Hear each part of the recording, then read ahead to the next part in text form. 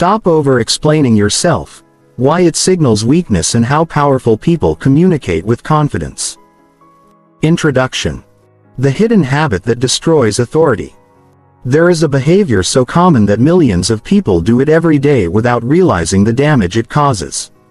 It appears in workplaces, relationships, friendships, business meetings, family conversations, social media posts, even simple text messages. Most people believe it makes them look honest, reasonable, transparent, kind. But in reality, it often does the exact opposite. The behavior is over-explaining. Imagine a simple situation. Someone asks why you cannot attend an event. A confident person says, "I won't be able to make it," and stops.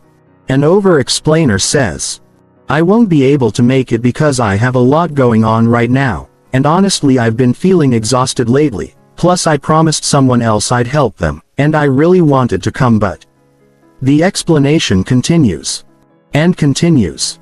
And continues. The words keep flowing because the real goal is not communication. The real goal is permission, approval, validation. The person hopes that if they explain enough, nobody will judge them. Nobody will be upset. Nobody will misunderstand. Nobody will reject them. What they do not realize is that every extra sentence communicates something unintended. I don't fully trust my own decision. Human beings are surprisingly good at detecting confidence, and surprisingly good at detecting insecurity. Not because they analyze every word consciously. Because confidence has a distinct emotional signature. Confidence feels calm. Confidence feels settled. Confidence does not rush. Confidence does not beg. Confidence does not plead its case. Confidence simply states reality. Over-explaining feels different. It feels nervous, defensive, uncertain. As if the speaker needs approval before they can trust themselves. This is why powerful people rarely over-explain.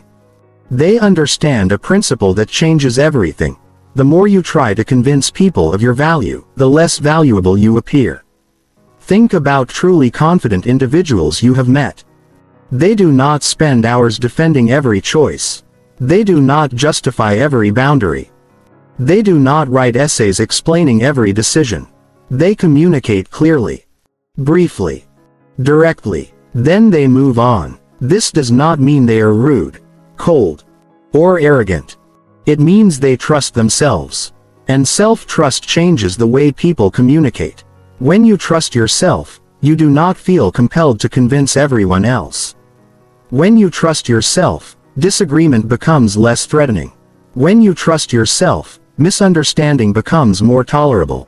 Because your confidence no longer depends on universal approval. This is where many people get trapped. They spend years trying to eliminate all misunderstanding. Trying to make sure everyone agrees. Trying to make sure nobody gets upset.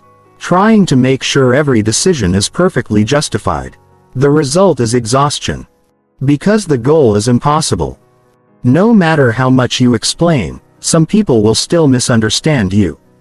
Some people will still disagree. Some people will still judge you. And once you accept this reality, something remarkable happens. You become free. Free from the endless need to explain. Free from the pressure to justify every action. Free from the burden of managing other people's opinions. This freedom is powerful. Because authority begins where approval-seeking ends. The strongest communicators understand that their responsibility is clarity, not persuasion. Their responsibility is honesty, not universal acceptance. Their responsibility is authenticity, not endless justification. And that distinction changes everything. Throughout this book, you will learn why over-explaining happens. Why it destroys authority. Why it attracts disrespect. Why it weakens boundaries. And most importantly, how to break the habit permanently. You will discover how confident people communicate. How leaders establish authority. How emotionally strong individuals handle disagreement. And how to develop a presence that commands respect without demanding attention. Because true confidence is not found in saying more. It is found in needing less. less approval, less validation, less permission, less explanation. And once you learn that lesson, your words become stronger, your boundaries become clearer, your confidence becomes visible, and your life becomes significantly simpler. The journey starts with understanding a simple question: why do people feel the need to explain everything in the first place? Chapter 1. Why you feel the need to explain everything. Most people do not realize they have a habit of over-explaining. To them, it feels normal, responsible, polite, even necessary. They believe they are simply helping others understand. But beneath excessive explanation is often something much deeper. A psychological need, a hidden fear, a desire for approval. And until you understand the true reason behind over-explaining, breaking the habit becomes almost impossible. Because over-explaining is rarely about communication. It is about emotion. The words are only the symptom. The real issue lies underneath. The invisible fear driving your behavior. Imagine someone asks why you made a certain decision. Maybe you left a job, ended a relationship, declined an invitation, changed your plans, started a new project. Immediately, you begin explaining. You provide details. Then more details. Then even more details. You want them to understand. But pause for a moment and ask yourself, why? Why do you feel compelled to provide such an extensive explanation? Most people assume the answer is simple: I just want to be clear. But clarity is rarely the real reason. Often, the deeper reason is fear. Fear of being judged. Fear of disappointing someone. Fear of being misunderstood. Fear of rejection. Fear of conflict. These fears create anxiety. And over-explaining becomes an attempt to reduce that anxiety. The desire to control other people's opinions. One of the strongest psychological drivers behind over-explaining is the desire to control perception. Human beings care deeply about how they are seen by others. We want to appear intelligent, kind, responsible, competent, reasonable. When we fear that someone may form a negative opinion of us, we often try to manage that opinion through explanation. For example, instead of saying, "I can't help this weekend," we say, "I can't help this weekend because I've been overwhelmed lately, and I have family responsibilities, and I promised someone else I would." The explanation grows. Not because the information is necessary. Because we want to protect our image. We want the other person to think, they're not selfish. They're not lazy. They're a good person. The explanation becomes an attempt to manage perception. Why approval feels so important. Human beings evolved in tribes. For most of history, acceptance meant survival. Rejection could be dangerous. Being excluded from the group carried serious consequences. As a result, the human brain developed a strong sensitivity to social approval. Even today, that ancient programming remains. We want acceptance. We want belonging. We want approval. And over-explaining often becomes a strategy for securing it. The brain quietly believes, if I explain enough, people will approve of me. The problem is that approval obtained this way is fragile. Because it depends on constant explanation, constant justification, constant emotional labor, childhood conditioning. Many over-explainers learned the habit early in life. Perhaps they grew up in environments where they constantly had to defend themselves. Maybe parents demanded lengthy explanations for every decision. Maybe mistakes were criticized harshly. Maybe their feelings were questioned. Maybe they learned that simple answers were never enough. Over time, a pattern developed. The child learned, I must justify myself. I must explain my choices. I must defend my actions. The behavior becomes automatic. And years later, the adult continues doing the same thing. Not because it is necessary. Because it feels familiar. The need to be understood. One of the most common reasons people over-explain is the desire to be understood. This desire is completely human. Everyone wants understanding. Everyone wants to feel seen. Everyone wants others to understand their intentions. But there is an important truth many people never learn: you cannot force understanding. No amount of explanation guarantees that someone will understand you. In fact, some people will misunderstand you regardless of how clearly you communicate. Once you accept this reality, over-explaining begins to lose its power. The perfection trap. Many over-explainers are perfectionists. They believe every statement must be perfectly understood. Every decision must be perfectly justified. Every interaction must be perfectly managed. The result is exhausting. Because perfection in communication does not exist. Misunderstandings happen. Disagreements happen. Incorrect assumptions happen. Trying to eliminate them completely is impossible. Yet perfectionists continue trying. And over-explaining becomes part of that effort. The fear of conflict. For many people, over-explaining is actually conflict avoidance. They fear upsetting others. They fear confrontation. They fear disappointing people, so they explain extensively. The hope is that if they provide enough reasons, the other person will not become upset. But this strategy rarely works. People who want to be upset often remain upset regardless of explanation. And people who respect you rarely require extensive justification. Why over-explaining feels safe? Over-explaining creates an illusion of safety. It feels protective, as though every extra sentence reduces risk. But often the opposite happens. The more you explain, the more vulnerable you become to criticism. The more opportunities you create for disagreement. The more uncertainty you communicate. Confidence often sounds simpler, more direct, more concise. Because confident people trust that their decisions do not require endless defense. The hidden message you send. Communication always contains two messages: the explicit message and the emotional message. The explicit message might be, "I can't attend." But the emotional message may be, "Please don't be upset with me." Or, "Please approve of my decision." Or, "Please understand that I'm still a good person." People often respond more strongly to the emotional message than the words themselves. This is why over-explaining can unintentionally reduce respect. It communicates uncertainty, even when the decision itself is perfectly reasonable. The confidence difference. Imagine two people saying exactly the same thing. Person A: "I won't be available." Person B: "I won't be available because I've had a difficult week and there are several things happening and I hope that's okay and I really wish I could." The decision is identical, but the energy feels different. One communicates certainty, the other communicates doubt. This difference has nothing to do with intelligence. It has everything to do with self-trust.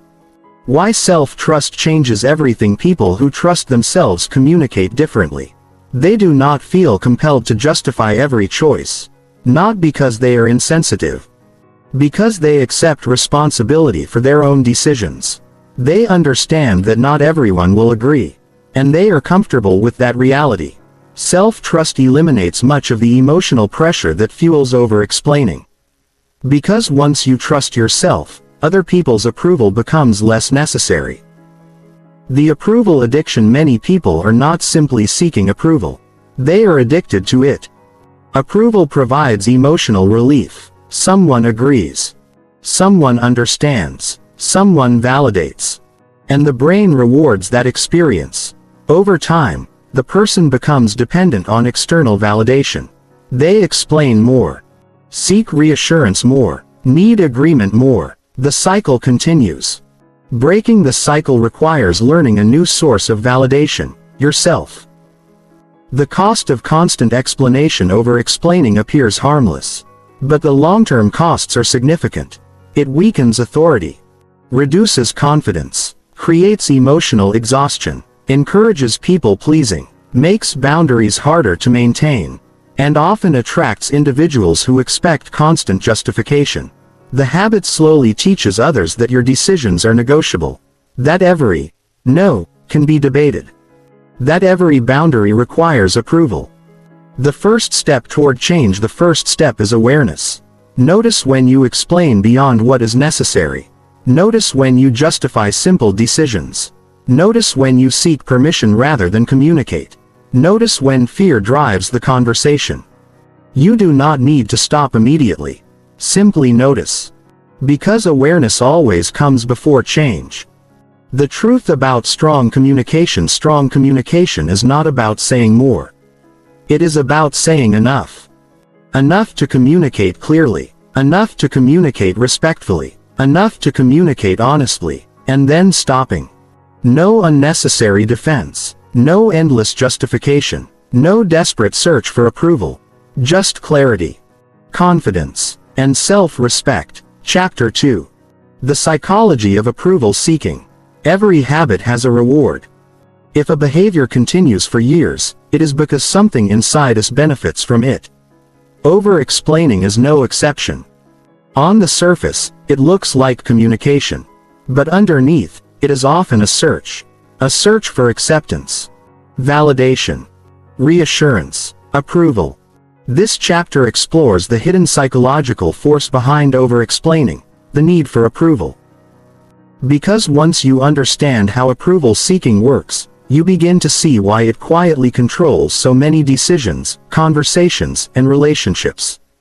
And why breaking free from it can transform your confidence. The human need for acceptance approval seeking is not a character flaw. It is a human instinct. Every person wants to belong. To be liked. To be accepted. To be valued. These desires are natural. In fact, they helped our ancestors survive. Thousands of years ago, being accepted by the tribe increased your chances of survival. Being rejected could be dangerous. As a result, the human brain evolved to pay close attention to social approval. Even today, our brains react strongly to acceptance and rejection. A compliment feels rewarding. A criticism feels painful. Approval creates comfort. Disapproval creates discomfort. The challenge is not wanting approval. The challenge begins when approval becomes necessary for self-worth. When approval becomes a dependency, healthy people enjoy approval. Unhealthy approval seekers depend on it. There is a significant difference. A confident person thinks, "It's nice if people approve." An approval seeker thinks, "I need people to approve." One sees approval as a bonus. The other sees approval as a requirement. And once approval becomes a requirement, communication changes dramatically. Every conversation becomes a performance. Every decision becomes a negotiation. Every disagreement feels threatening, because self-worth becomes tied to other people's reactions. The hidden question behind over-explaining: most over-explainers are not actually answering questions. They are asking one. The question is usually invisible. It sounds like, "Do you still like me? Do you still respect me? Do you think I'm a good person? Are you upset with me?" The explanation is often an attempt to secure reassurance, to confirm safety, to reduce anxiety. The words may appear logical, but the motivation is emotional. Why approval feels so good? Approval activates the brain's reward system. When someone praises us, agrees with us, or validates us, we experience a small emotional reward. The brain releases chemicals associated with pleasure and connection. For a brief moment, we feel secure, valuable, accepted. The problem is that this feeling is temporary. Like any external reward, it fades. And when it fades, many people seek more. More validation. More reassurance. More approval. The cycle continues. The approval-seeking trap. Approval-seeking creates a dangerous cycle. Step 1. You feel uncertain. Step 2. You seek validation from others. Step 3. You feel better temporarily. Step 4. The feeling fades. Step 5. You seek validation again. Over time, your confidence becomes dependent on external feedback. Instead of trusting yourself, you rely on others to tell you who you are. This dependence creates vulnerability. Because other people's opinions constantly change. Why approval seekers fear disagreement? Disagreement feels normal to confident people. But for approval seekers, disagreement can feel deeply uncomfortable. Not because disagreement is dangerous, Because disagreement threatens validation. If someone disagrees, the approval seeker often interprets it as, they don't respect me. They don't like me. They think I'm wrong. As a result, they begin explaining, defending, justifying, trying to win agreement, not because the issue is important, because approval feels important. The need to be liked. One of the strongest forms of approval seeking is the desire to be liked by everyone. At first, this sounds admirable. Who wouldn't want to be liked? The problem is that universal likability is impossible. No matter how kind you are, how intelligent you are, how careful you are, some people will dislike you. Some people will misunderstand you. Some people will disagree with you. Trying to prevent this is exhausting. And over-explaining is often an attempt to achieve the impossible. Why people pleasers over-explain? People pleasers often become chronic explainers. The reason is simple. They fear disappointing others. Imagine saying, no. A confident person sees this as a complete sentence. A people pleaser often feels uncomfortable. The word, no, feels insufficient. So they add explanations, excuses, justifications, details. The goal is not communication. The goal is reducing guilt. And guilt is one of the strongest drivers of approval-seeking behavior. The illusion of control. Approval seeking often creates the illusion of control. People believe, if I explain enough, they'll understand. If they understand, they'll agree. If they agree, everything will be okay. But reality does not work that way. People can fully understand your position and still disagree. People can understand your reasons and still be disappointed. People can understand your choices and still judge you. Understanding does not guarantee approval. And accepting this truth is liberating. Why approval seeking weakens authority? Authority comes from self-trust. Approval seeking comes from self-doubt. These two forces move in opposite directions. The more you seek approval, the less authority you project. Because authority says, this is my decision. Approval seeking says, is my decision okay? One communicates certainty. The other communicates dependence. People naturally respond differently to each. The workplace example: consider two employees. The first says, I recommend this approach because it aligns with our objectives. The second says, I recommend this approach because I researched it extensively, and I spoke with several people, and I hope this makes sense, and maybe I'm wrong, but both may have identical expertise. Yet one appears more confident. The difference is not knowledge. It is self-trust. Approval seeking often hides competence behind unnecessary explanations. The relationship example: approval seeking also damages relationships. Many people constantly explain themselves to partners, friends, family members. They fear conflict, fear rejection, fear disapproval. As a result, they spend enormous energy managing emotions, trying to keep everyone happy, trying to avoid disappointment, trying to earn acceptance. The relationship becomes exhausting because it is built on approval rather than authenticity. Why you cannot build confidence through approval. This is one of the most important lessons in the entire book. Approval cannot create confidence. It can only temporarily support it. True confidence must come from within. If your confidence depends on approval, it disappears whenever approval disappears. And approval inevitably disappears sometimes. People criticize, disagree, reject, misunderstand. That is part of life. Confidence built on self-trust survives these moments. Confidence built on approval does not. The fear beneath approval seeking: at its core, approval seeking often hides a deeper fear, the fear that you are not enough. Not smart enough.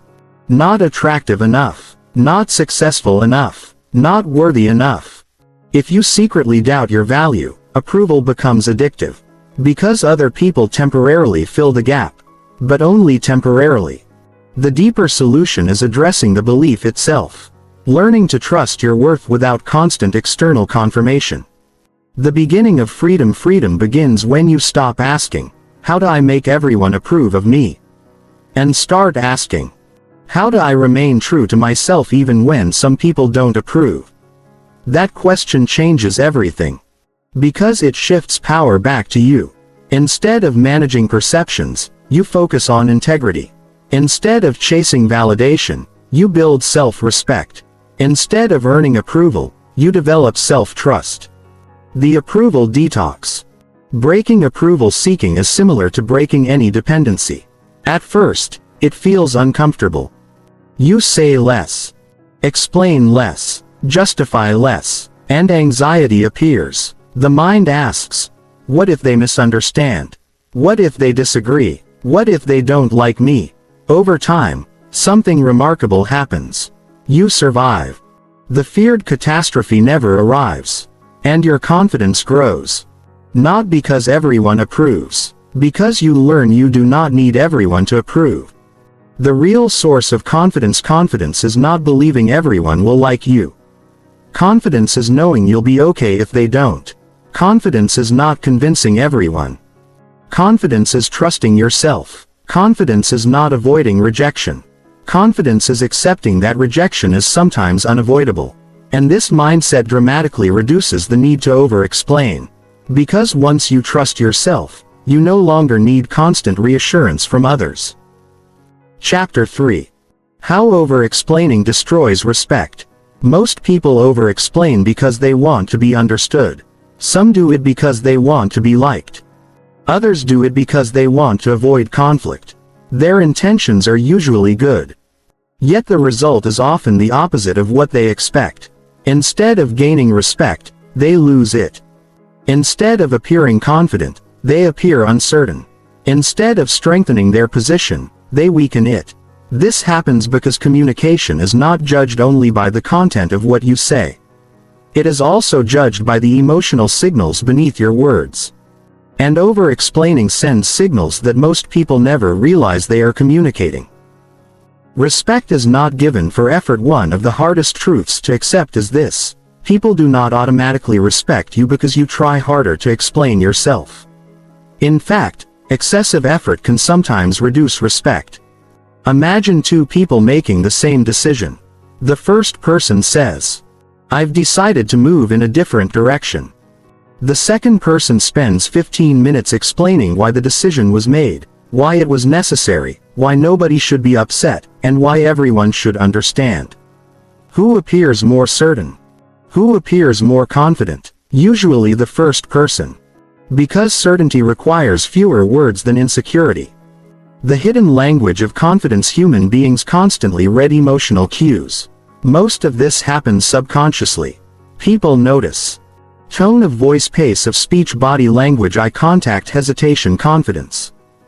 And yes, they notice excessive explanation. Even if they cannot explain why, they often interpret it as uncertainty. The mind asks, why are they working so hard to convince me? The harder you push for acceptance, the more people wonder whether you truly believe your own position. Why strong decisions need fewer words. Imagine a judge announcing a decision. Imagine a CEO making a business choice. Imagine a leader setting a boundary. The communication is usually clear, direct, concise. Why? Because strong decisions do not require endless defense. The decision itself carries weight. Over-explaining often communicates the opposite. I'm not entirely comfortable with this decision. And if you are not comfortable with your decision, why should others be? The respect equation. Respect is built on several qualities: competence, integrity, consistency, confidence, self-respect. Over-explaining quietly damages several of these qualities. Not because explanations are always bad. Because excessive explanations suggest dependence on external approval. And dependence rarely inspires respect. People naturally respect individuals who trust themselves. Why people challenge chronic explainers. Have you ever noticed that some people seem to attract endless questioning? Every decision gets challenged. Every boundary gets debated. Every no becomes a discussion. This often happens because they have trained others to expect explanations. Imagine saying, "No, I can't," then stopping. The conversation is usually short. Now imagine saying, "No, I can't because I have this situation, and this problem, and these responsibilities." Suddenly there is more information to debate. More details to challenge. More reasons to question. The explanation unintentionally invites negotiation. The boundary problem. One of the biggest areas where over-explaining destroys respect is boundaries. Healthy boundaries are simple. I'm not available. That doesn't work for me. I won't be participating. These statements are clear. Over-explainers often struggle with simplicity. They feel guilty. So they explain, and explain, and explain. The problem is that lengthy explanations make boundaries appear negotiable. The other person begins looking for weaknesses in the argument. Not because they are bad people. Because the explanation suggests discussion is possible. Why self-respect comes first? People often ask, how do I get others to respect me? The answer begins somewhere unexpected. Self-respect. People generally treat you according to the standards you set for yourself. If you constantly seek permission, others may begin treating you like someone who needs permission. If you constantly defend your choices, others may begin acting as though your choices require defense. If you constantly justify yourself, others may begin expecting justification. Your behavior teaches people how to interact with you. The approval trap. In respect, there is an interesting psychological paradox. The more desperately someone wants approval, the less respect they often receive. Why? Because approval seeking communicates dependency. It suggests, your opinion determines my emotional state. People rarely respect emotional dependence. They may feel sympathy. They may feel affection. But respect grows when someone demonstrates independence. The ability to stand by their decisions even when approval is absent. The workplace example. Consider an employee presenting an idea. Employee A says, "This is my recommendation." Employee B says, "This is my recommendation, although I might be wrong, and maybe there are better ideas, and I don't want anyone to think I'm pushing my opinion." The second employee may be equally intelligent. Possibly more intelligent. Yet they often appear less confident. Because they spend more time weakening their own position than presenting it. People respect conviction. Not arrogance. But conviction. And conviction requires trust in your own thinking. Why over-explaining signals doubt? Every unnecessary explanation carries a subtle message. I need you to agree. Or, I need you to understand. Or, I need you to approve. The problem is that respect grows when people sense self-trust. And self-trust does not require constant validation. When you trust your decision, you communicate it. You do not endlessly defend it. The parent and child dynamic. Over-explaining can accidentally create a parent-child dynamic in conversations. The over-explainer behaves as though they must justify themselves. The other person unconsciously assumes the role of evaluator. The relationship becomes unequal. One person seeks approval, the other grants or withholds it. This dynamic quietly reduces respect. Because respect thrives between equals, not between approval seekers and judges.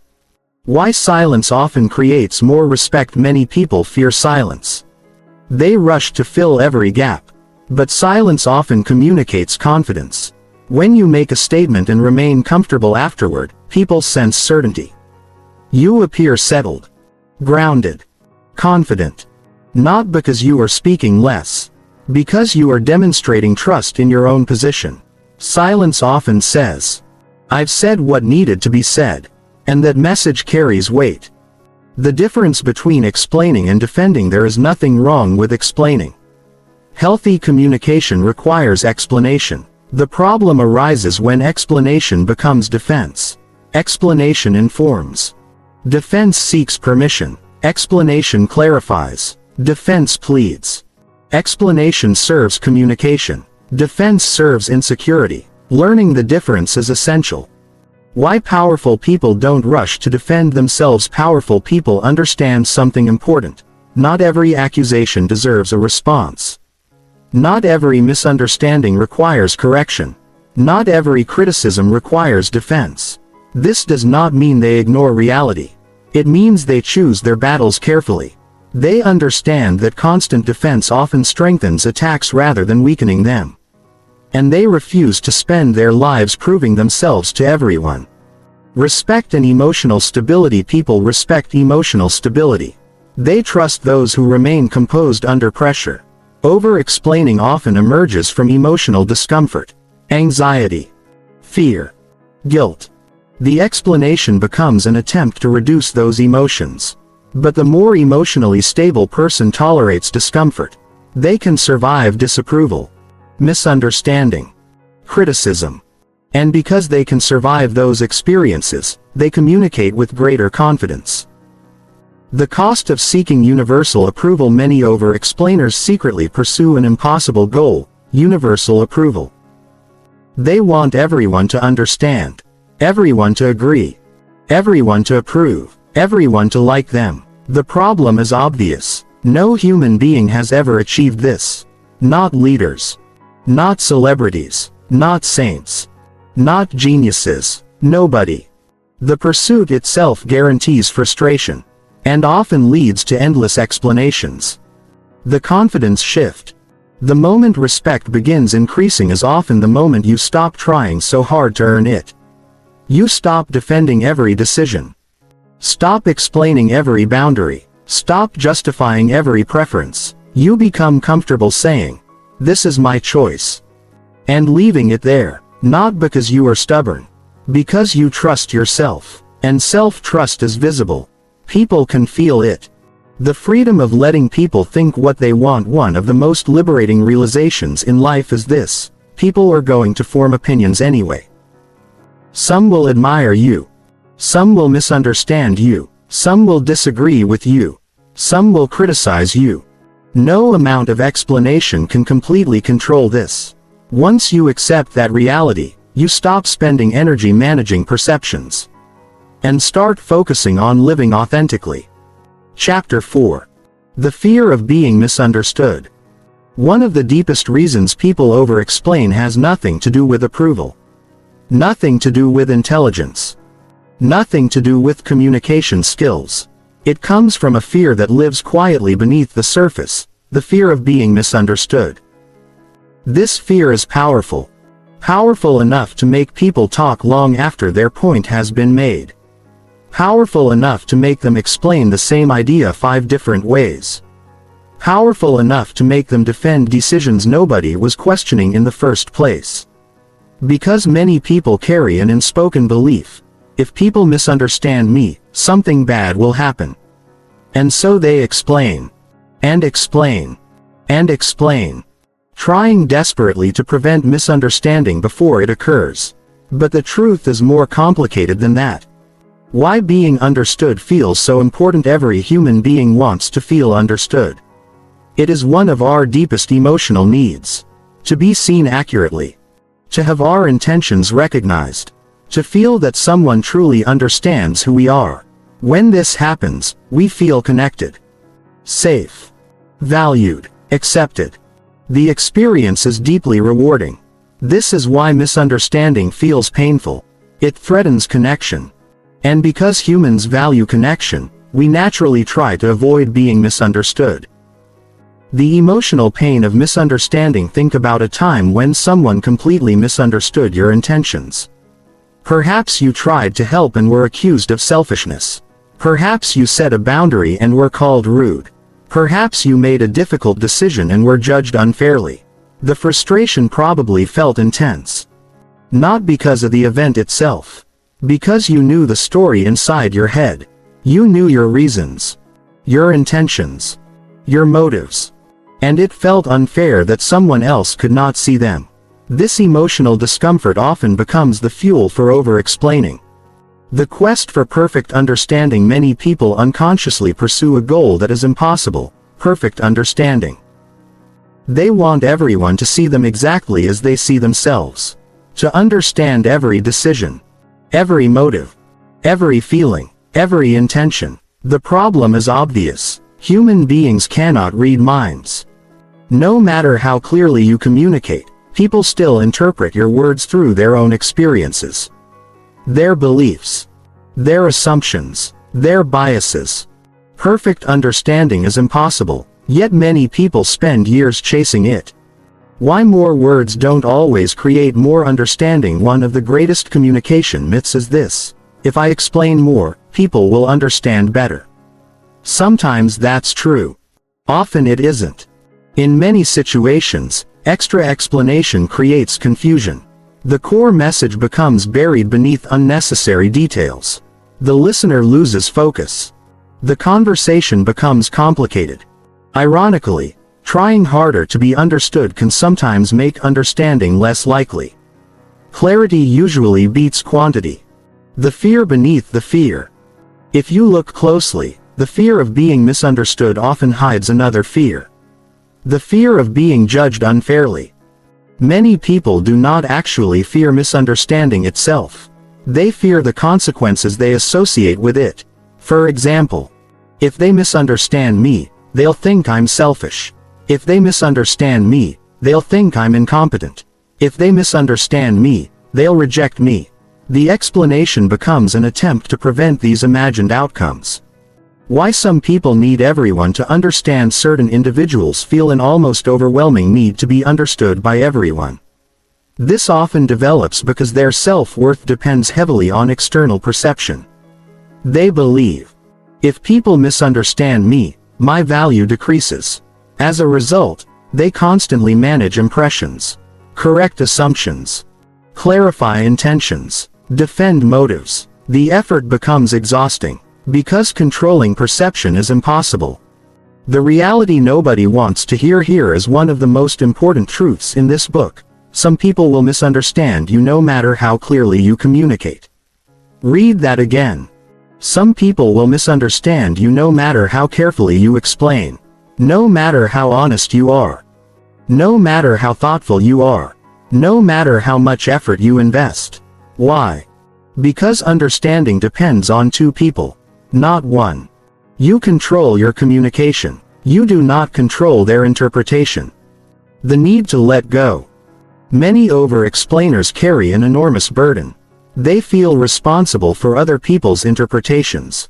If someone misunderstands them, they assume they failed.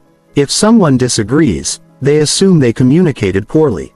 If someone judges them unfairly, they assume they need a better explanation.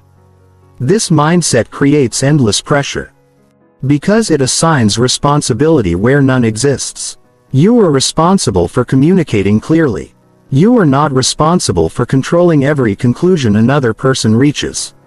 The leadership lesson: strong leaders understand this principle. Every leader experiences misunderstanding. Every leader experiences criticism. Every leader experiences disagreement. If they spent all their time correcting every misunderstanding, they would accomplish very little. Instead, effective leaders focus on clarity. Then they move forward.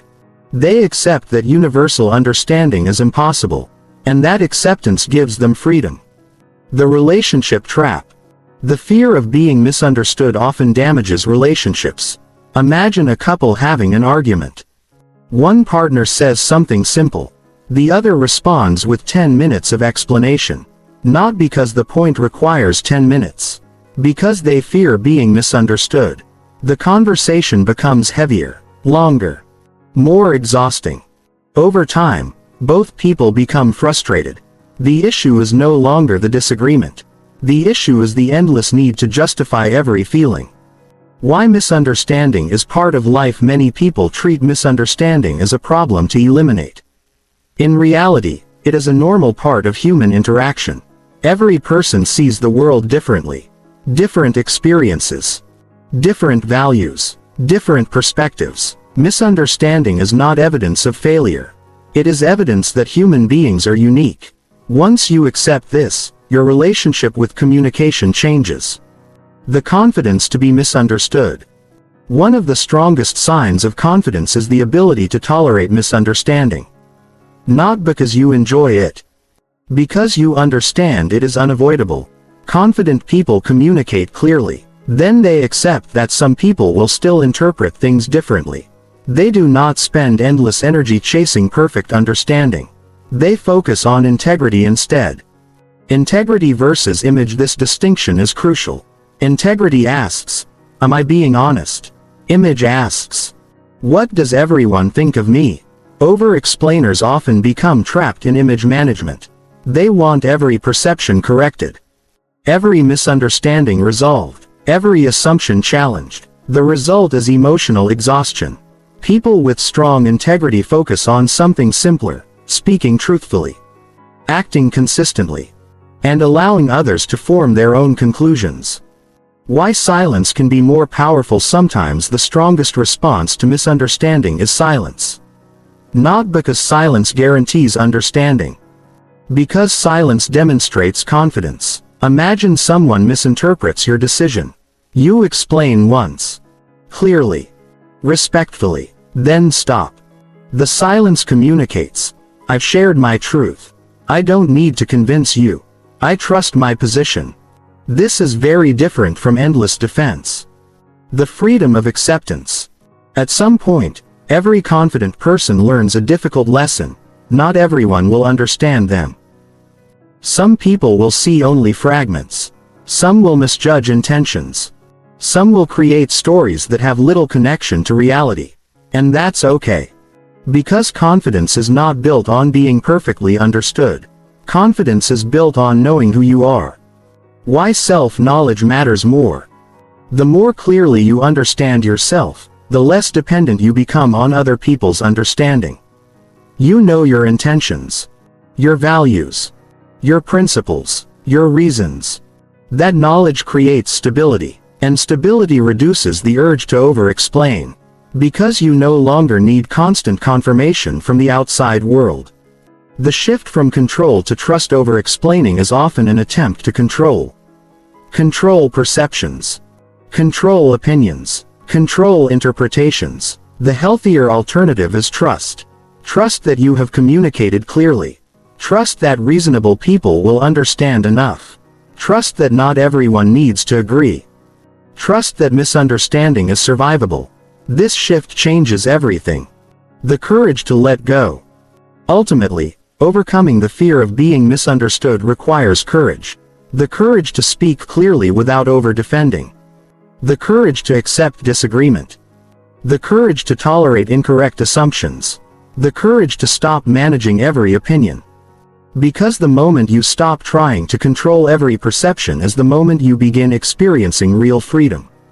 Chapter 5. Why powerful people speak less. Walk into almost any room and observe carefully. You will notice something interesting. The loudest person is rarely the most powerful. The person talking the most is rarely the most respected. The individual constantly explaining, convincing, and proving themselves is rarely the one with the greatest influence. Instead, power often belongs to the person who speaks deliberately. The person who chooses words carefully. The person who seems comfortable with silence. The person who does not feel compelled to fill every moment with conversation. This reality surprises many people because society often associates power with speaking, persuasion, charisma, public speaking, debating, influence. But true power is not measured by how much you say. It is measured by how much impact your words have when you say them. And impact often increases when words become more selective. The difference between noise and influence. Many people confuse communication with influence. They assume that talking more creates more influence. In reality, excessive communication often creates the opposite effect. When someone speaks constantly, people stop paying attention. The words blend together. The listener begins filtering information. Nothing stands out. Nothing feels important. Influential people understand this principle instinctively. They know that attention is limited. And they protect it carefully. Instead of trying to dominate conversations, they focus on contributing value. The result is simple. When they speak, people listen. Why powerful people don't rush. One of the clearest signs of confidence is the absence of urgency. Confident people rarely rush to explain, rush to defend, rush to justify, rush to respond. They move at a different pace. Not because they are slow thinkers. Because they are comfortable. Comfortable with silence. Comfortable with pauses. Comfortable with letting a statement stand on its own. Insecure people often feel pressure. Pressure to answer immediately. Pressure to convince. Pressure to prove themselves. That pressure creates unnecessary words. Powerful people trust that they do not need to earn attention every second. The confidence of brevity. Consider two responses. The first, I disagree. The second, well, I disagree, but maybe I'm missing something, and I don't want to offend anyone, and I understand your point, and perhaps you're right, but. The first response feels stronger. Not because it is aggressive. Because it is clear. Brevity often communicates confidence. Length often communicates uncertainty. This does not mean every answer should be short. It means powerful communicators remove unnecessary words. They say what matters.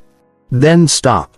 Why leaders speak carefully. Great leaders understand that words carry consequences. Every statement influences perception, morale, direction, trust. Because of this, leaders often speak less than others expect. They think before responding. Reflect before reacting. Choose words intentionally. They understand that careless speech creates unnecessary problems.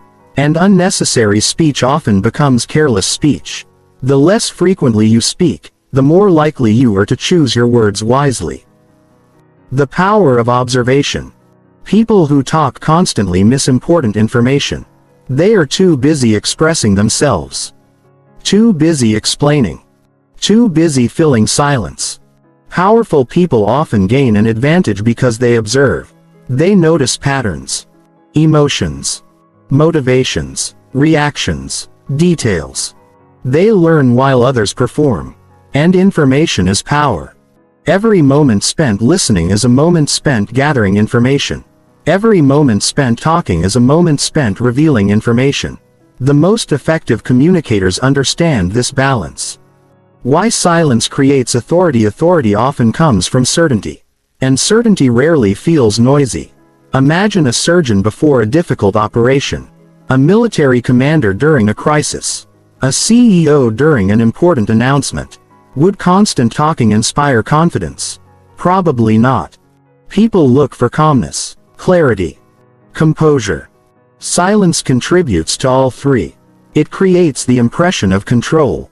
Not because silence itself is magical. Because silence suggests that a person is comfortable enough not to seek constant reassurance. The need to impress. Many people speak excessively because they want to impress others. They want to demonstrate intelligence, experience, knowledge, competence. The irony is that this often backfires. The harder someone tries to appear impressive, the less impressive they seem. Because genuine confidence does not advertise itself constantly. It simply exists. Powerful people do not spend every conversation proving their value. They trust that their value will reveal itself naturally. Why talking too much creates vulnerability. Every additional sentence creates opportunity. Opportunity for misunderstanding. Opportunity for contradiction. Opportunity for weakness. This does not mean speaking is dangerous. It means unnecessary speech carries unnecessary risk. Powerful communicators understand this. They answer questions, express ideas, share opinions. But they rarely volunteer excessive information. Not because they are secretive. Because they are intentional. The psychological effect of scarcity. Human beings value scarce things. Rare opportunities. Rare resources. Rare experiences. The same principle applies to communication. Words become more valuable when they are not overused. Imagine someone who rarely speaks but consistently says meaningful things. People begin paying attention, expecting value, listening carefully. Now imagine someone who speaks non-stop. Attention decreases. Not because the person lacks intelligence. Because abundance reduces perceived value. Scarcity increases it. Why powerful people don't need the last word. Many conversations become battles for the final sentence. Someone makes a point. Another responds. Then another response follows. And another. The cycle continues. Often because one person needs validation, needs victory, needs control. Powerful people rarely feel this need. They understand that winning an argument is not always the same as achieving influence. Sometimes silence demonstrates more confidence than another response ever could. Sometimes walking away demonstrates more strength than staying engaged. The need for the last word is often a symptom of insecurity, not power. Emotional control in speech. The less control people have over their emotions, the more likely they are to overtalk. Anger produces long explanations. Fear produces long explanations. Anxiety produces long explanations. The words become emotional outlets. Powerful people develop a different relationship with emotion. They feel emotions. But they do not immediately surrender to them. They pause. Think. Reflect. This emotional control naturally reduces unnecessary speech. Because not every feeling becomes a conversation. Why listening creates influence. Many people believe influence comes from speaking. In reality, influence often begins with listening. People trust those who make them feel heard. People open up to those who listen carefully. People reveal important information when they feel understood. Powerful communicators know this. They use listening strategically, not as a trick, as a skill. Because understanding people often matters more than persuading them. The calm presence effect. Some people enter a room and immediately command attention. Not through volume. Not through charisma. Not through constant talking. Through presence. They appear calm, grounded, self-assured. Part of this presence comes from restraint. They are not chasing attention. Not competing for validation. Not trying to prove themselves. Their calmness communicates confidence. And confidence attracts respect. Why powerful people trust their value. At the heart of speaking less lies a simple belief. I do not need to constantly prove my worth. This belief changes everything. People who trust their value do not explain every achievement, defend every decision, advertise every success. They allow their actions to speak. Their confidence comes from internal certainty rather than external recognition. And because of that certainty, their communication becomes simpler, cleaner, more effective. The fear of silence. Many people overtalk because silence feels uncomfortable. Silence creates uncertainty. And uncertainty creates anxiety. The mind begins asking questions. Should I say something? Do they think I'm awkward? Am I losing their interest? To escape discomfort, people start talking. Powerful people develop a different relationship with silence. They do not see silence as a threat. They see it as part of communication. A pause. A moment of reflection. A sign of confidence. This comfort gives them an enormous advantage. The power of speaking with intention. The goal is not to become quiet. The goal is to become intentional. Powerful people are not silent all the time.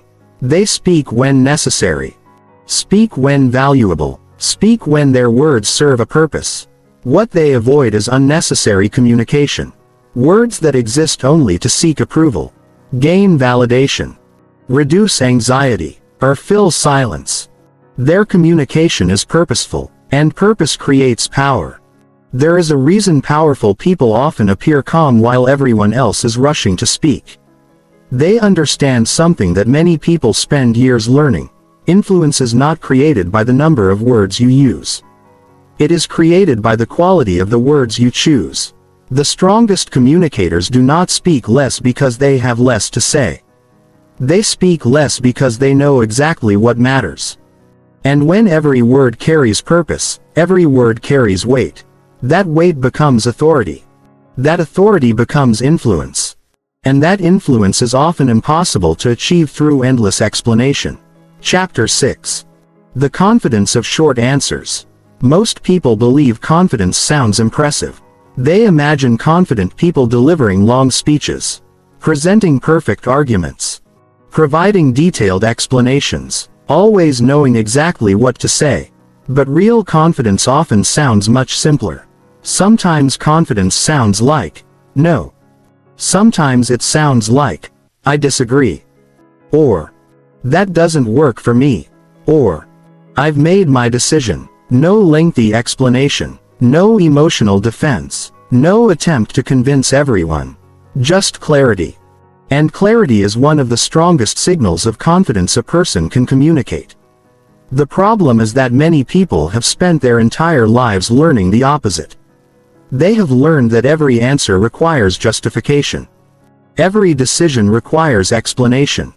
Every boundary requires defense. As a result, simple answers feel uncomfortable, almost dangerous. But the ability to give short answers is not a communication skill. It is a confidence skill. Why short answers feel uncomfortable? Imagine someone asks, "Why don't you want to come?" You respond, "I don't want to," and stop. For many people, that feels almost impossible. Immediately, anxiety appears. The mind starts generating explanations, excuses, reasons, justifications. The silence feels uncomfortable. Why? Because short answers remove the safety net. They force you to stand behind your decision without hiding behind explanations. And that requires confidence. The hidden belief behind long answers many people secretly believe. My decisions are only valid if other people agree with them. This belief creates endless explanations. If approval is required, then every decision becomes a presentation. Every choice becomes a debate. Every preference becomes an argument. The person feels responsible for convincing everyone. Short answers challenge this belief. They communicate something different. My decision is valid even if you disagree. That mindset feels powerful because it is. Why confident people don't overqualify? Listen carefully to insecure communication. You will hear constant qualifiers. Maybe. I think. I'm not sure. I could be wrong. This might sound stupid. Don't judge me. These phrases often appear before the actual message. They function as protection. A way of reducing risk. The speaker is preparing for rejection before it happens. Confident communicators use qualifiers when necessary. But they do not hide behind them. They trust their ideas enough to express them directly. The difference between confidence and arrogance at this point, some people become concerned. They think, won't short answers make me seem arrogant? Not necessarily. Arrogance and confidence are very different. Arrogance says, I am always right. Confidence says, I trust myself. Arrogance dismisses others. Confidence respects others without surrendering self-respect. Arrogance refuses to listen. Confidence listens carefully but remains comfortable with disagreement. Short answers are not arrogant when they are delivered respectfully. They simply reflect self-trust. Why explanations become emotional crutches? Many over-explainers use explanations the way some people use comfort blankets. The explanation creates emotional safety. It reduces anxiety. It protects against judgment. It provides reassurance. Without the explanation, they feel exposed, vulnerable, unprotected. But confidence grows when you stop relying on emotional crutches. Not because explanations are bad. Because dependency is limiting. The goal is to be able to communicate clearly without needing endless justification. The power of a complete sentence. One of the strongest communication habits you can develop is treating simple statements as complete. Consider the following. No. Complete. I disagree. Complete. I won't be available. Complete. That's not something I want. Complete. Most people feel compelled to continue speaking. They assume the sentence is unfinished. But often the sentence is already complete. The discomfort comes from insecurity, not from communication needs. Why people respect directness? Directness creates trust. When someone communicates clearly, people know where they stand. There is less confusion, less uncertainty, less manipulation. Direct people are often easier to trust because their communication is transparent. Over-explaining can sometimes create the opposite effect.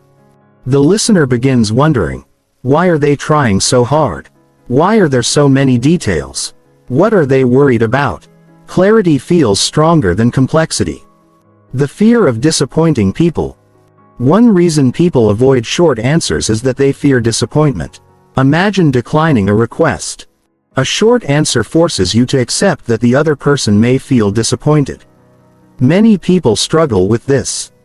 They want to remove the disappointment, reduce it, eliminate it, so they explain. The explanation becomes an attempt to manage someone else's emotions. But disappointment is not always a problem. Sometimes disappointment is simply reality. And emotionally mature people understand that. Why boundaries require brevity. Strong boundaries are usually short. Weak boundaries are often long. Consider these examples. Strong boundary: I won't be able to help. Weak boundary: I won't be able to help because I've been busy lately and there are a lot of things happening and I feel bad about it. The second statement invites discussion. The first statement communicates a decision. The more important the boundary, the more valuable brevity becomes. Because brevity reduces opportunities for negotiation. The negotiation effect. Every additional explanation creates material for debate. Imagine saying, I can't attend. Simple. Now imagine adding, I can't attend because I'm tired. Suddenly someone can respond, you can rest afterward. Add another reason. They challenge that reason too. The conversation becomes a negotiation. Not because your boundary was weak.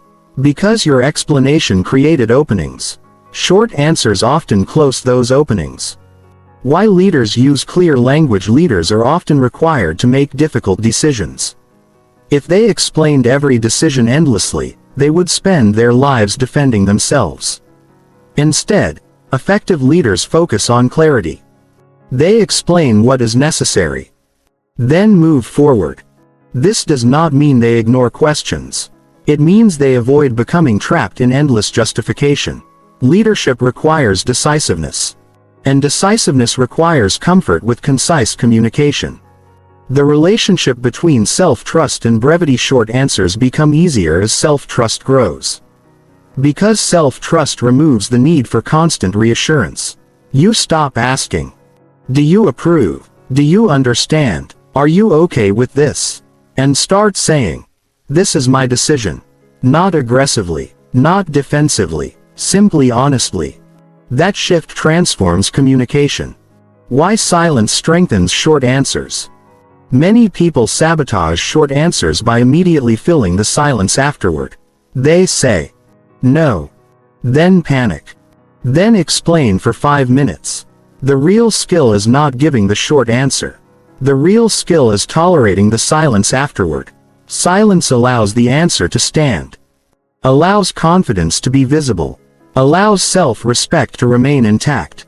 Without silence, short answers lose much of their power. The emotional test. One way to measure confidence is simple. Can you give a short answer and remain emotionally comfortable afterward? Can you say, no, and stop? Can you say, I disagree, and stop? Can you say, that's not for me, and stop? If not, the challenge is usually emotional rather than verbal. The words are easy. The discomfort afterward is what people struggle with. Why powerful communicators don't chase understanding. They communicate clearly. But they do not chase endless understanding. They do not spend hours convincing, correcting, defending, explaining. At some point, they trust that their message has been delivered. And they let it go. This ability creates enormous emotional freedom. Because they stop carrying responsibility for everyone else's reactions. The strength of simplicity. Complex communication often hides insecurity. Simple communication often reveals confidence. Simple does not mean careless. Simple does not mean rude. Simple means clear, direct, intentional. The strongest communicators understand that simplicity requires courage. Because simplicity removes the hiding places. You stand behind your words without layers of protection, without endless qualifications, without unnecessary defense. The truth is that short answers are not really about communication. They are about identity. The person who constantly explains is often saying, "Please validate me." The person who communicates clearly and stops is often saying, "I trust myself." That difference changes everything, because confidence is not measured by how much you say. It is measured by how little you need to say. And the moment you become comfortable with short answers, you begin communicating from a place of strength rather than approval seeking. The words become fewer. The message becomes stronger, and people begin responding to you differently. Not because your vocabulary changed, because your confidence did. Chapter 7. How to stop justifying your decisions. Few habits drain confidence more than constantly justifying your decisions. You decide how to spend your time, then explain it. You set a boundary, then defend it. You change your mind, then apologize for it. You choose a different path, then spend 20 minutes convincing everyone that your choice makes sense. Many people do this so automatically that they never question it. They assume it is normal, polite, responsible. But there is a hidden cost. Every unnecessary justification reinforces a dangerous belief. My decisions are not valid until other people approve them. The moment you accept that belief, you hand over your power. Because your confidence becomes dependent on external agreement. And external agreement is something you can never fully control. The approval contract. Most people who over-justify their decisions are unknowingly operating under an invisible contract. The contract sounds like this. I will explain my decision, and in return you will approve of it. The problem is obvious. The contract only works if the other person agrees. And people often do not. They may still be disappointed, still disagree, still criticize, still judge. At that point, the over-explainer feels frustrated, because the explanation failed to achieve its real purpose. Approval. Why you feel responsible for other people's reactions. Many people believe they are responsible for how others feel about their decisions. This belief creates endless justification. Imagine declining an invitation. The other person looks disappointed. Immediately, you begin explaining. Not because the explanation is necessary. Because you feel responsible for their disappointment. You want to fix it. Reduce it. Remove it. But emotional maturity requires understanding a difficult truth. You are responsible for your decisions. You are not responsible for managing every emotional reaction those decisions create. The difference between explanation and permission. One of the most important distinctions you can learn is the difference between explaining and seeking permission. Explanation says, "Here's my decision." Permission seeking says, "Is my decision acceptable?" The words may sound similar, but the energy is completely different. One comes from confidence. The other comes from uncertainty. Many people spend years believing they are explaining when they are actually seeking permission. And until they recognize this pattern, it continues controlling their communication. Why justification becomes a habit. Every habit begins with repetition. At some point, you learned that explaining reduced discomfort. Perhaps it prevented conflict. Perhaps it earned approval. Perhaps it reduced criticism. The brain noticed the reward, and the behavior became automatic. Now, every time discomfort appears, you justify. Without thinking. Without questioning. Without realizing what is happening. Breaking the habit requires awareness. You must first notice the impulse before you can change it. The need to be seen as reasonable.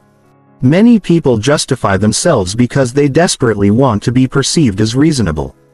They fear being seen as selfish, difficult, unfair, insensitive. So they explain every choice, trying to prove that their actions make sense. The irony is that reasonable people rarely need constant proof of their reasonableness. Their behavior demonstrates it naturally. Over-justification often creates the opposite impression. It suggests insecurity rather than confidence. Why some decisions need no defense. Imagine choosing what book to read, what clothes to wear, what hobbies to pursue, where to travel, how to spend your weekend. Most of these decisions affect nobody except you. Yet many people still defend them, still explain them, still justify them. Why? Because they have developed the habit of treating personal preferences as public debates. Not every decision requires a defense.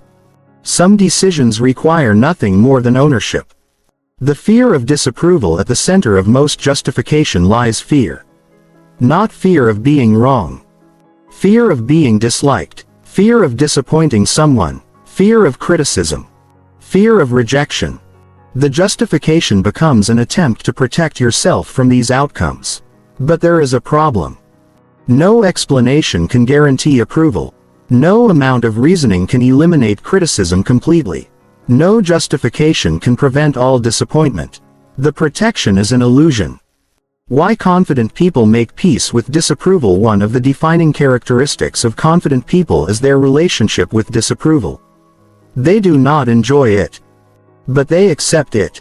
They understand that disagreement is part of life, so they stop organizing their decisions around avoiding criticism. Instead, they organize their decisions around values, principles, priorities, goals. This shift creates enormous freedom, because they no longer need universal approval before taking action. The decision-making trap. Over justifiers often struggle to make decisions. Why? Because every decision feels like a future courtroom trial. The mind immediately begins imagining objections, questions, criticism, judgment. The person starts preparing defenses before the decision is even made. As a result, decision-making becomes exhausting. Simple choices become complicated. Small decisions become stressful. The problem is not the decision itself. The problem is the anticipated need to defend it. Why self-trust eliminates justification. The strongest antidote to over-justifying is self-trust. When you trust yourself, something changes. You stop needing constant external confirmation. You stop treating every decision like a debate. You stop searching for evidence that your choice is acceptable. Instead, you evaluate your decision internally. You ask, does this align with my values? Does this make sense to me? Is this consistent with my priorities? And once you have your answer, you move forward. The boundary test. One of the easiest ways to identify a justification habit is to examine your boundaries. When you say no, what happens next? Do you stop speaking? Or do you immediately begin defending yourself? Many people struggle with this. The boundary itself feels fine. The silence afterward feels unbearable. So they fill the silence with explanations. The explanation becomes a way of easing guilt. But guilt is not evidence that your boundary is wrong. It is often evidence that your boundary is unfamiliar. Why guilt creates over-explaining. People often confuse guilt with wrongdoing. They assume, if I feel guilty, I must be doing something wrong. But emotions are not always accurate indicators. You can feel guilty for saying no, setting a boundary, prioritizing yourself, protecting your time. None of those actions are inherently wrong. The guilt often comes from conditioning, not reality. Understanding this makes it easier to stop justifying yourself. The need to convince everyone. Many people approach decisions as if they must convince every observer. Friends, family, coworkers, strangers. Everyone must understand. Everyone must approve. Everyone must agree. This mindset creates endless stress. Because agreement is never guaranteed. The healthier alternative is simpler. Make decisions you can explain to yourself, not decisions you can defend to everyone else. Why results speak louder than explanations. There is a reason powerful people often explain less. They understand that results eventually replace arguments. You can spend years defending a decision, or you can allow the outcome to speak for itself. Results are often more persuasive than explanations, because evidence carries more weight than words. People who trust their choices often allow time to do the convincing. The freedom of owning your choices. Ownership sounds simple, but it changes everything. Ownership means saying, "This is my decision," not, "This is my decision, and here are 12 reasons why you should approve." Just, "This is my decision." Ownership removes the need for excessive defense. Because the goal is no longer approval. The goal is alignment. You are making choices based on your values rather than other people's expectations. Why some people will never be satisfied. One reason justification becomes endless is that some people are impossible to satisfy. No explanation is enough. No reason is acceptable. No decision is good enough. If you rely on their approval, you will spend your life defending yourself. Confident people recognize this reality. They stop chasing impossible standards. And once they stop chasing them, they stop explaining so much. The practice of stopping early. One practical way to break the habit is simple. After making a decision, explain it once. Then stop. Notice the urge to continue. Notice the anxiety. Notice the desire to add more details. Then resist it. Let the discomfort exist. The more often you practice this, the easier it becomes. Because confidence develops through action, not theory. The new standard: instead of asking, "How can I make everyone understand my decision?" ask, "Have I communicated clearly?" If the answer is yes, your responsibility is complete. Everything beyond that belongs to the other person. Their reaction, their interpretation, their opinion, their approval. Those things are outside your control. And freedom begins when you stop trying to control them. Powerful people do not spend their lives defending every choice. They make decisions. Communicate them clearly. Accept the reactions that follow. And move forward. Not because they are indifferent. Because they understand something many people never learn. A decision does not become valid because other people approve of it. A decision becomes valid because it aligns with your values, your priorities, and your goals. The more you trust that truth, the less you feel compelled to justify yourself. And the less you justify yourself, the more confidence you naturally project. Chapter 8. The Power of Silence and Emotional Control. Most people think communication is about speaking. Learning what to say. How to say it.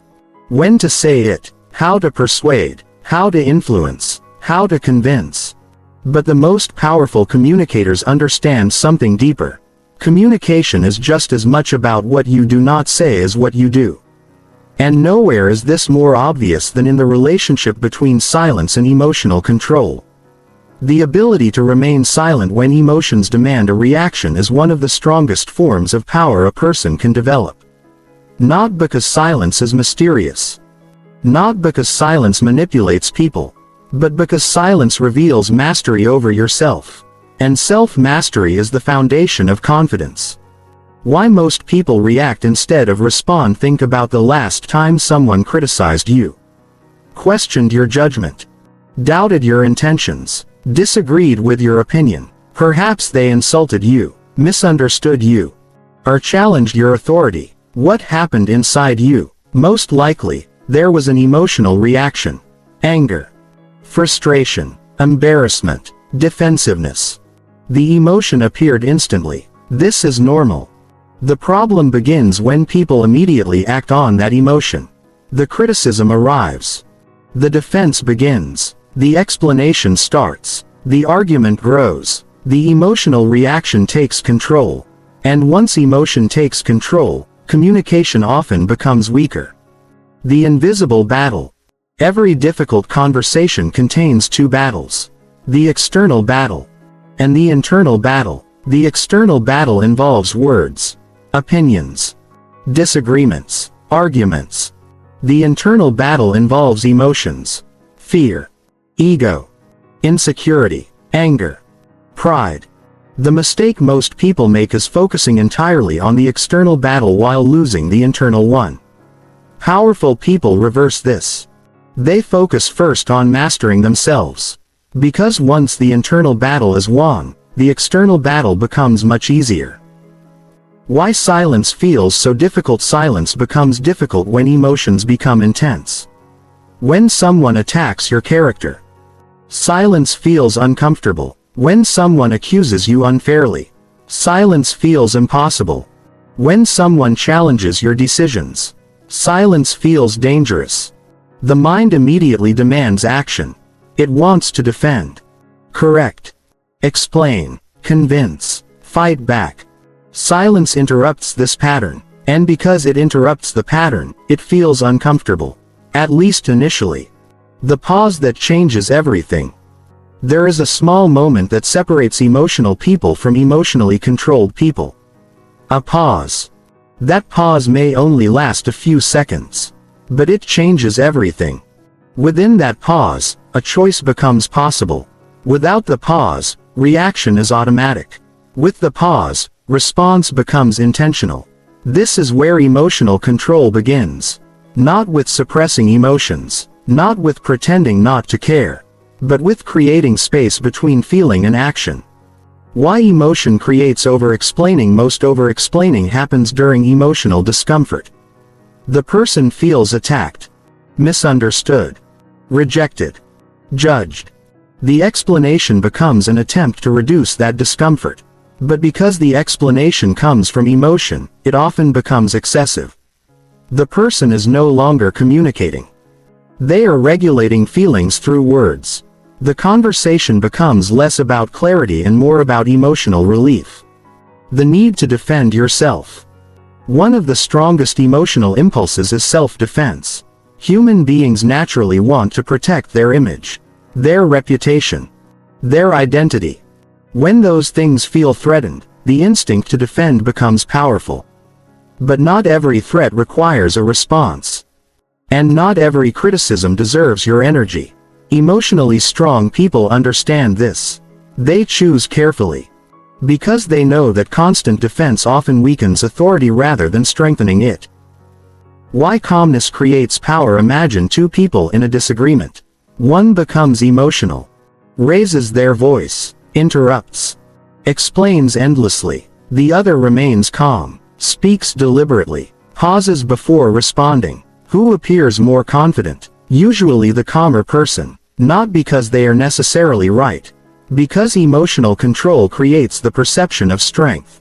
People instinctively trust those who appear capable of managing themselves. The relationship between silence and confidence. Silence is often misunderstood. Many people assume silence signals weakness, fear, submission. But in many situations, silence signals confidence. The confident person does not feel compelled to respond immediately. They are comfortable waiting, comfortable thinking, comfortable observing, comfortable allowing tension to exist. This comfort creates presence, and presence creates influence. Why emotional control is rare? Emotional control is difficult because modern life rewards immediacy. Instant replies, instant opinions, instant reactions, instant outrage.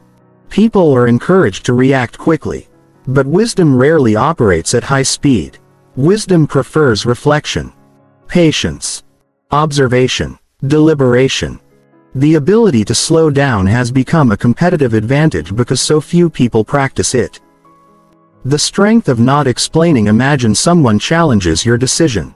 Instead of launching into a 5-minute defense, you simply say, "I've made my decision." Then stop.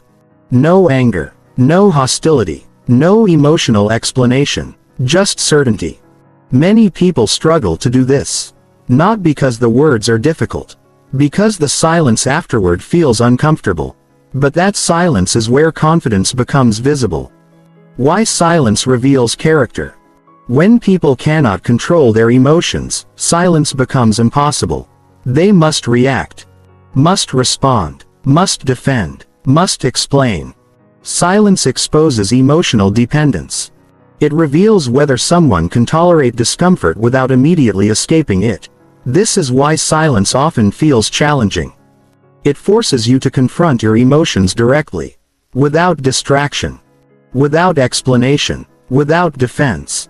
The emotional cost of constant reaction. Reactive people live exhausting lives. Every criticism becomes a battle. Every disagreement becomes an argument. Every misunderstanding becomes a project. Their emotional state is constantly controlled by external events. Someone says something upsetting. Their day is ruined. Someone criticizes them. Their confidence disappears. Someone disagrees. They become defensive. This creates emotional instability, and emotional instability weakens communication. Why powerful people choose their battles. One characteristic shared by strong leaders, negotiators, and communicators is selectivity. They do not respond to everything. They do not engage every criticism. They do not fight every battle. They understand that attention is limited. Energy is limited. Time is limited. Therefore, they choose carefully. This selectivity creates power, because it prevents emotional exhaustion. Silence during conflict. Conflict reveals character. Anyone can remain calm when everything is easy. The real test occurs during disagreement, during criticism, during confrontation. Silence becomes particularly valuable in these moments. Not because silence solves every problem. Because silence prevents emotional escalation. It creates room for thought. Room for perspective. Room for wisdom. Without that space, emotions often take over. The fear of looking weak. Many people react quickly because they fear appearing weak. They believe immediate defense demonstrates strength. In reality, the opposite is often true. Strength is demonstrated through control, not impulsiveness. The ability to remain composed under pressure communicates confidence. The inability to control reactions communicates vulnerability. People notice this, even if they cannot explain why. Why listening becomes easier as emotional control improves. Listening improves. You stop preparing defenses while the other person is speaking. Stop searching for counterarguments. Stop looking for opportunities to justify yourself. Instead, you actually hear what is being said. This creates better conversations, better decisions, better relationships. Because understanding becomes more important than winning. The long-term advantage. Most people focus on short-term emotional relief. They react because reacting feels good in the moment. Defending yourself feels satisfying. Explaining feels comforting. Arguing feels productive. But emotionally controlled people focus on long-term outcomes. They ask, will this response actually help? Is this conversation worth my energy? Does this require a reaction? These questions create wisdom, and wisdom often produces silence. The freedom of emotional independence. Perhaps the greatest benefit of emotional control is independence. Your emotional state becomes less dependent on external events. Other people's opinions lose power. Criticism loses power. Disagreement loses power, not because you stop caring, because you stop surrendering control. You become responsible for your own emotional experience, and that responsibility creates freedom. When silence is stronger than words. There are moments in life when no explanation will change someone's mind.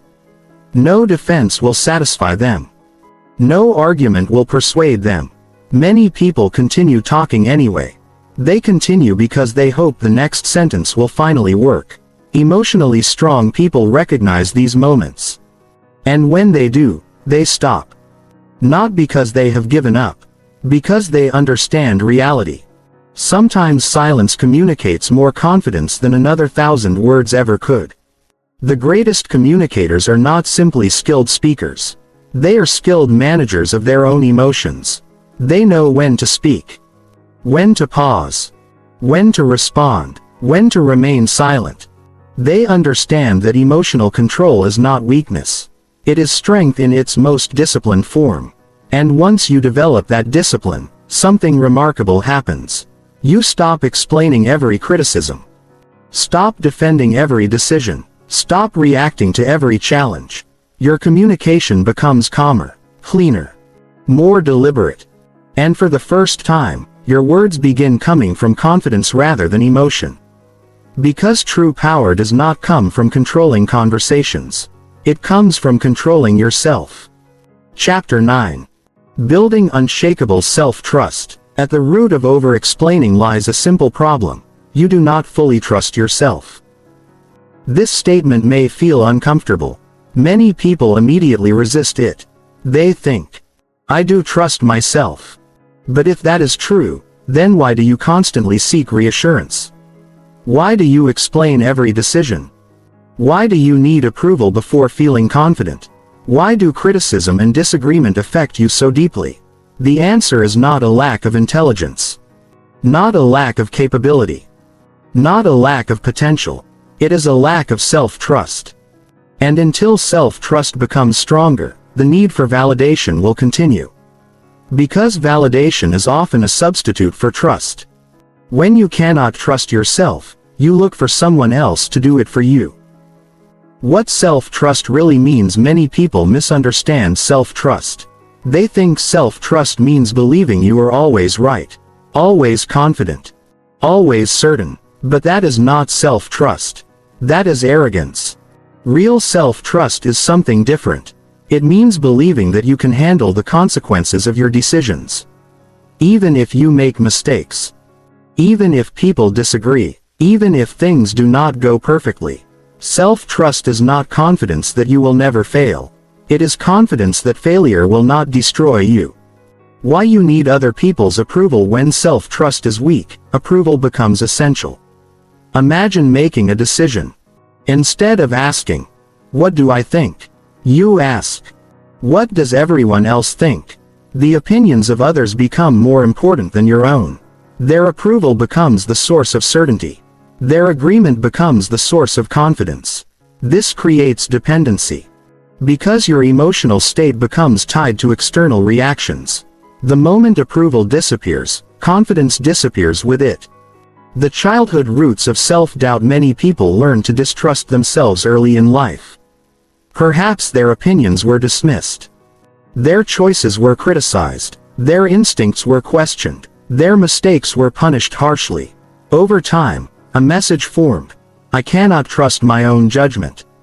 The person begins looking outward for certainty.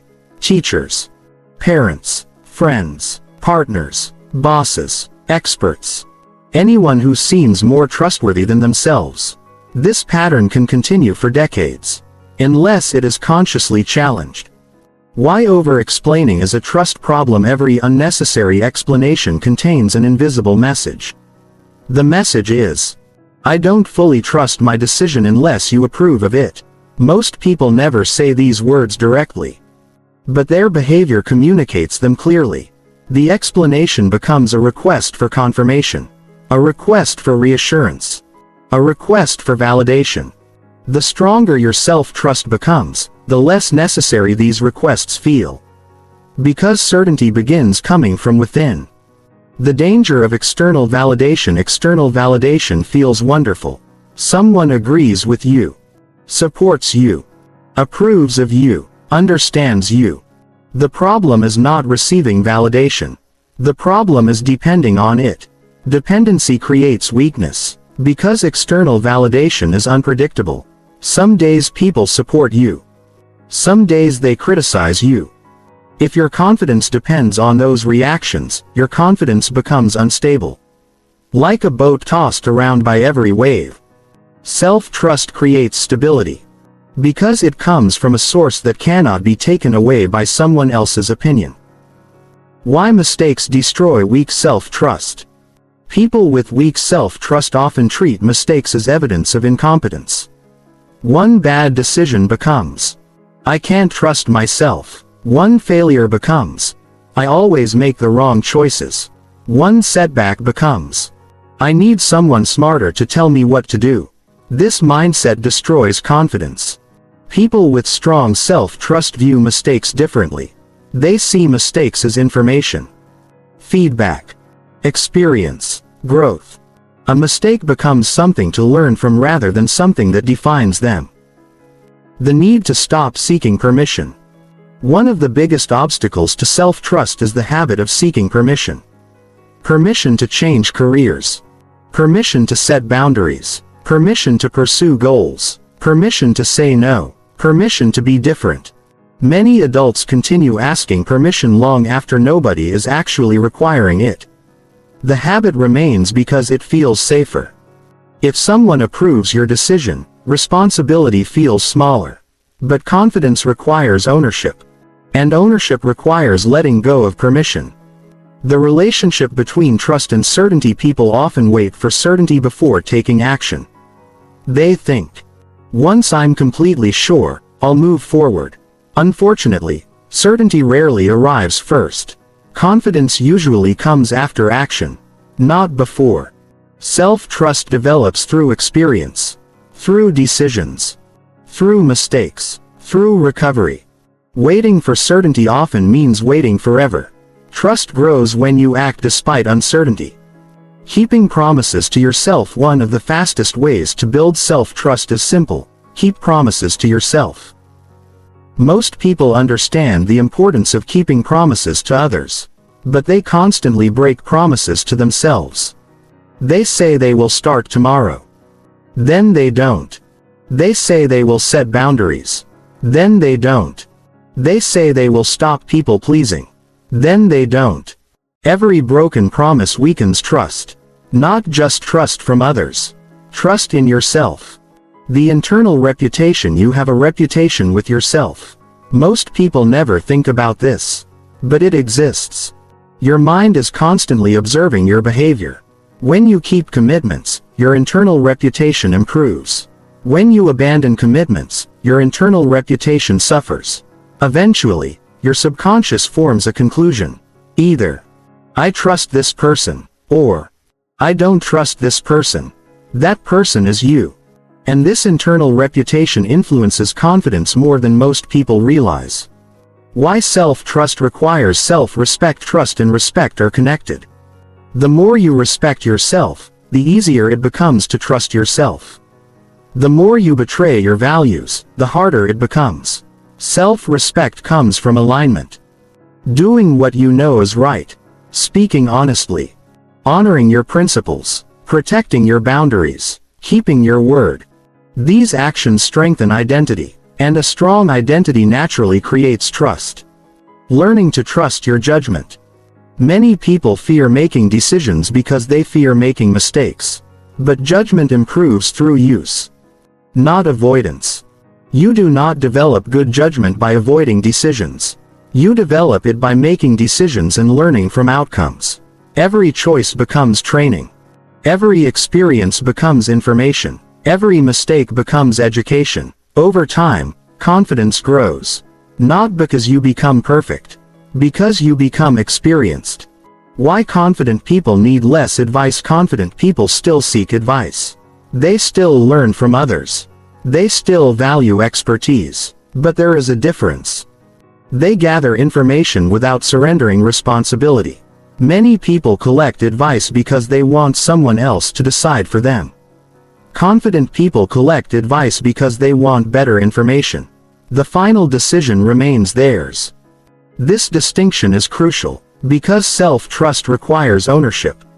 The courage to be wrong. A surprising truth about self-trust is this: you become more confident when you stop needing to be right all the time. People with weak self-trust fear mistakes, fear embarrassment, fear failure. As a result, they avoid risks, avoid decisions, avoid responsibility. People with strong self-trust understand something different. They know they can survive being wrong. And that knowledge creates freedom. Because they no longer need guarantees before taking action. Why boundaries build trust? Every time you enforce a healthy boundary, self-trust grows. You demonstrate that your needs matter. Your time matters. Your energy matters. Your values matter. The opposite is also true. Every time you abandon a boundary to gain approval, self-trust weakens. Because you teach yourself that external acceptance matters more than internal integrity. The confidence loop. There is a powerful cycle that works in your favor. You make a decision.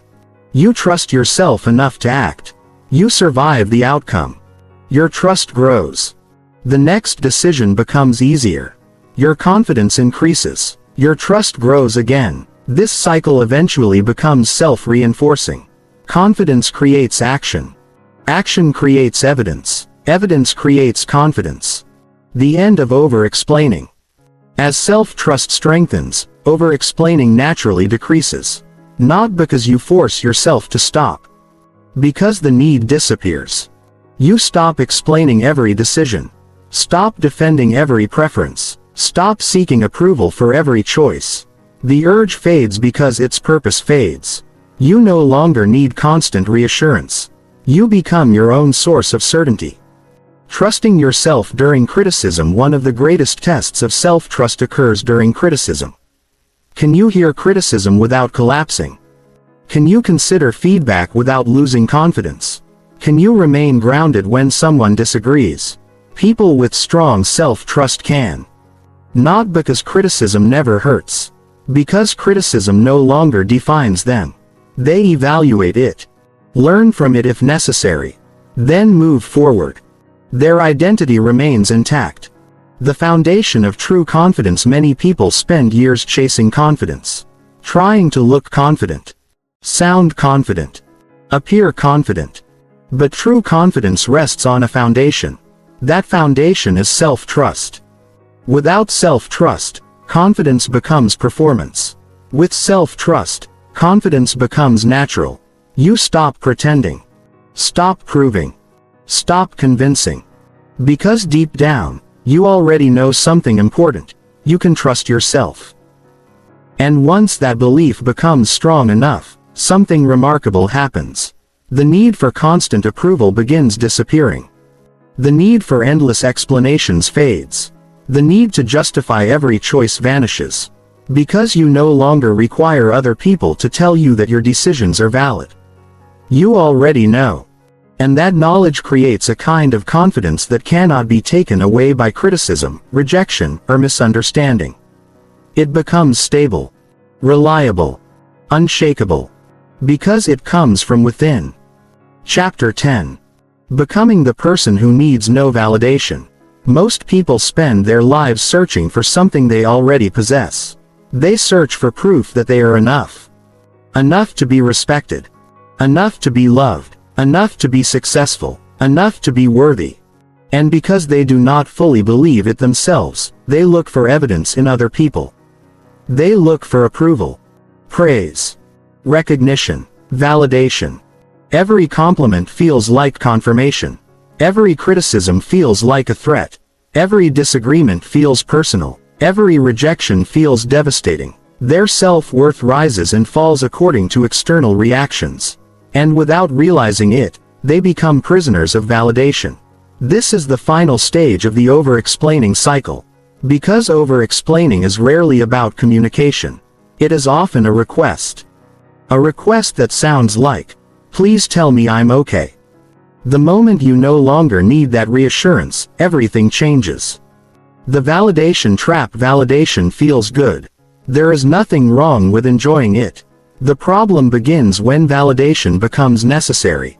When your confidence depends on it. When your decisions depend on it. When your peace depends on it. At that point, validation stops being a reward. It becomes a requirement. And anything that becomes a requirement gains power over you. If you require approval to feel confident, other people control your confidence. If you require praise to feel valuable, other people control your value. If you require agreement to feel secure, other people control your emotional state. This is why dependency on validation is so dangerous. It quietly transfers power away from you. Why validation never lasts. Think about the last compliment you received. For a moment, it probably felt wonderful. You felt recognized, appreciated, understood. But how long did that feeling last? An hour? A day? A week? Eventually it faded, and another compliment became necessary. Another approval. Another confirmation. This is the nature of external validation. Its effects are temporary. No matter how much validation you receive, it never permanently solves insecurity. Because insecurity is an internal problem. And internal problems require internal solutions. The endless chase. Many people spend decades chasing validation. They seek it through success, money, relationships, status, achievements, recognition. At first, they believe, once I achieve enough, I'll finally feel secure. But security never arrives. The goalposts keep moving. There is always another achievement, another milestone, another audience to impress, another critic to silence. The chase never ends. Because validation cannot create lasting self-worth. It can only temporarily distract from its absence. Why some people need constant reassurance. People who seek constant reassurance often struggle with internal uncertainty.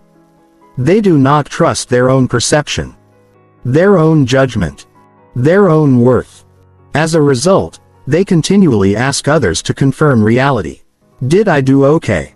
Are you upset with me? Do you think I made the right decision? Was that good enough? The reassurance provides temporary relief. But relief is not the same as confidence. Confidence emerges when reassurance is no longer necessary. The fear of standing alone. At the heart of validation seeking lies a deep fear. The fear of standing alone. Many people are willing to follow their values only when others agree. Only when support is available. Only when approval is guaranteed. But true confidence appears when approval disappears. Can you still trust yourself? Can you still follow your principles? Can you still make difficult decisions?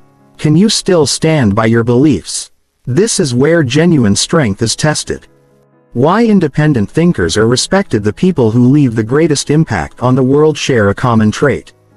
They are capable of independent thought. They do not automatically follow the crowd. They do not wait for universal agreement. They are willing to trust their judgment even when others disagree. This does not mean they ignore feedback or refuse advice. It means they retain ownership of their thinking. That ownership creates confidence. And confidence earns respect. The difference between feedback and validation. Many people confuse feedback with validation. The two are not the same. Feedback provides information. Validation provides emotional reassurance. Feedback helps you improve. Validation helps you feel better. Both have value. But problems arise when feedback becomes impossible to accept without validation. When every conversation becomes a search for approval rather than a search for truth. Emotionally mature people seek information, not reassurance. Growth, not confirmation. Learning, not approval. Why rejection stops feeling personal. One of the biggest transformations that occurs as validation dependence decreases is this: rejection stops feeling like proof of inadequacy. Imagine two people applying for the same opportunity. Both are rejected. One immediately concludes, I'm not good enough. The other thinks, this opportunity wasn't the right fit. The event is identical. The interpretation is different. The difference is self-worth. People who validate themselves internally do not collapse when external validation disappears. The freedom to disappoint people. Perhaps one of the greatest signs of emotional maturity is the willingness to disappoint people when necessary. Not intentionally. Not carelessly, but unapologetically. You cannot live an authentic life without disappointing someone. Someone will dislike your choices. Someone will disagree with your priorities. Someone will object to your boundaries. Someone will misunderstand your intentions. If avoiding disappointment becomes your highest priority, authenticity becomes impossible. The need for validation forces conformity. Self-trust creates freedom. Why authenticity feels risky? Authenticity is often uncomfortable. Because authenticity reveals who you really are. Your preferences. Your beliefs. Your priorities. Your boundaries. Your values. Once these things become visible, disagreement becomes possible. Criticism becomes possible. Rejection becomes possible. Many people avoid authenticity because they fear these outcomes. But hiding creates a different problem. You may gain approval. Yet the approval is directed toward a version of yourself that is not fully real. And that approval never feels satisfying.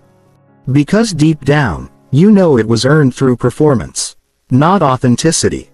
The moment everything changes at some point, every confident person experiences a shift. They stop asking, "What do people think of me?" and start asking, "What do I think of myself?"